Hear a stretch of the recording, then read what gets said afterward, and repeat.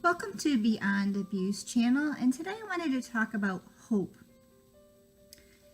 If you have been in an abusive situation, we tend to cling to hope for a very long time, much longer than is healthy.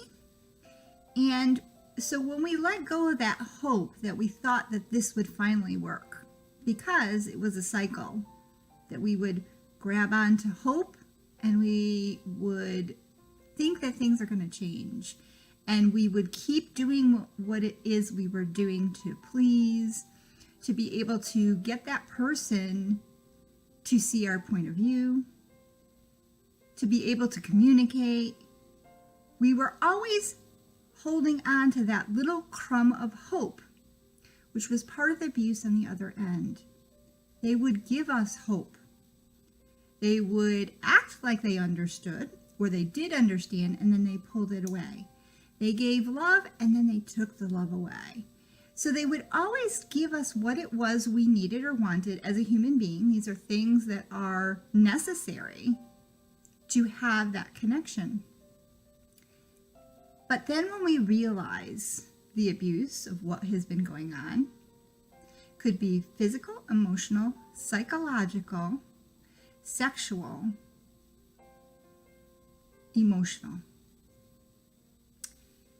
And so we didn't recognize that hope could be a negative thing. And once we realized that that person was abusing us, that this was all an act, this was about power and control and having the ability to keep us right where they wanted us, we then lose hope. And it can feel like there will never be hope again. There could be a level of depression that is deep, and we may need to get further assistance out of that depression. There's also a place of needing to switch our hope that we had put all into one person. As a codependent or a people pleaser, we focus so much on the person who gave us everything we needed, or pretended to give us everything that we needed, and then reeled it back. Because they only did it in order to get their needs met. So it was never really about our needs. And we start to recognize that everything that we thought we knew wasn't true. And that hope that we had put into someone else, we hadn't been putting back into ourselves. We had hope on the outside, that outside circumstances were going to change. And when they didn't, and that long-lasting hope and that abuse of that feeling of hope was taken from us. And there's a switch that needs to happen within us once we begin to understand ourselves better. That the hope that we put out there, that we had no control over, we allowed them, the abuser, to control how that hope went, what and when the hope would be given or taken away. So part of getting our power back is about allowing us to control that hope again, because it's not an external force of hope. It's an internal one. It is one we can find hope again, but it takes practice. We were really good at it. Really good at it. We were finding hope where there was no hope. But now it's about shifting and recognizing where hope really is. 1, there's hope that you are not alone. 2, there's hope that there are professionals out there. There are counselors, there are coaches, there are people who have been in it that can help you through it. There are other people who have been through it to support you. Online, if you don't have anyone in the community, there are online communities. And I do have a Facebook community page, which I started to help you feel not alone. The other thing that we can do is find hope in this new life, this new chance to live beyond abuse, to be able to understand that this pain is temporary and that the struggles of pulling away and detaching from our abuser, even after we've left, because the scars and the pains continue.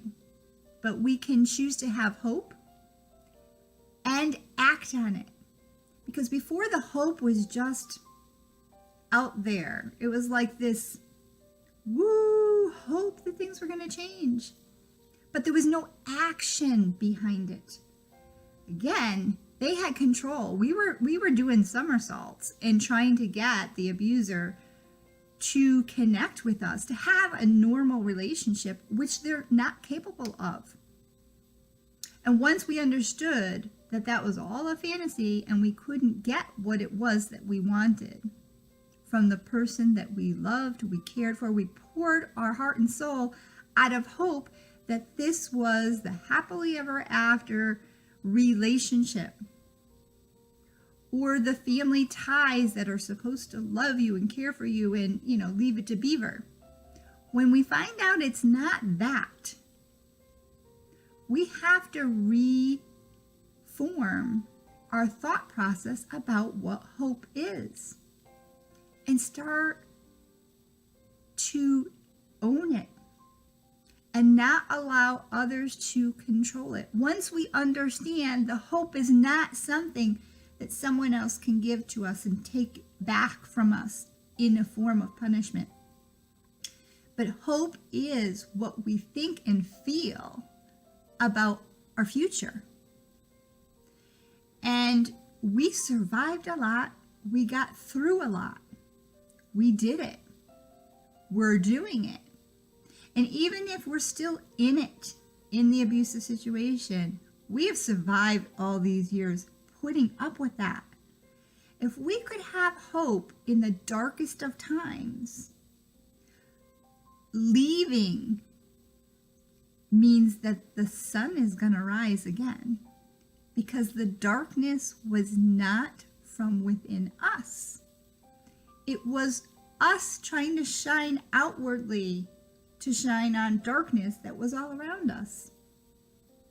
So we do have the ability, but we do often lose some trust. And I did a video on trust. Gaining that trust back helps us to get our hope back. We don't have to raise our hopes way high, but we can have a more balanced look at it and understand that the best thing is the abuse is going to come to an end.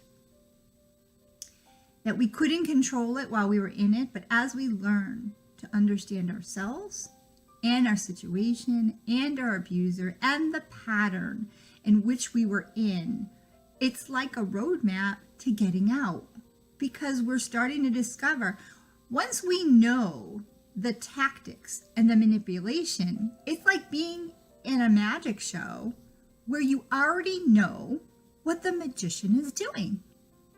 I'm not saying that there isn't fear and courage to move through and past it. There is.